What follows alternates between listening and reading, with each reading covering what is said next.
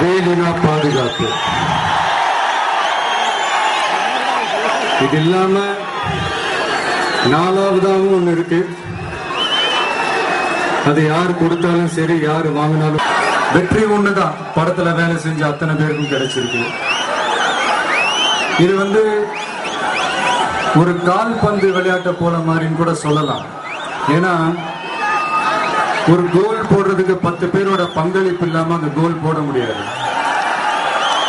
ஆனா அதே நேரத்தில் அந்த கோல் போட்டதுக்கு நான் தான் சொந்தம்னு கொண்டாடிக்கவும் முடியாது. ஆனா என்னன்னா அந்த கோல் போடுறதுக்கு 10 பேரோட பங்களிப்பு இருக்கிற அதே நேரத்தில் 11 பேர் அதை தடுப்பாங்க.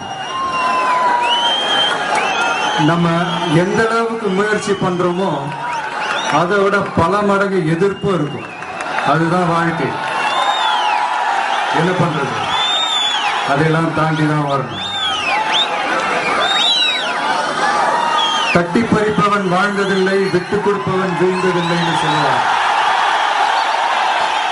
ஆனா இன்னைக்கு இருக்கிற சூழ்நிலையில நான் உங்களை அதெல்லாம் ஃபாலோ பண்ண சொல்லல.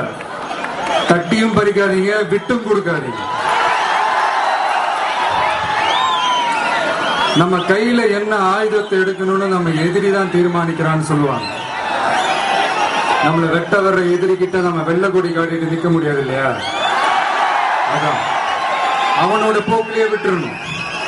சாஃப்டா பேசினா சாஃப்டா பேசணும், வேற மாதிரி பேசினா நம்மளும் வேற மாதிரி.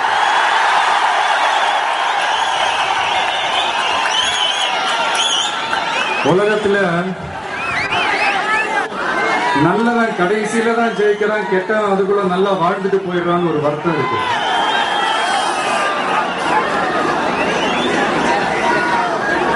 நல்லவன் எப்படியெல்லாம் வாழணும்னு ஒரு அனுபவத்தை கொடுத்துட்டு போறான்.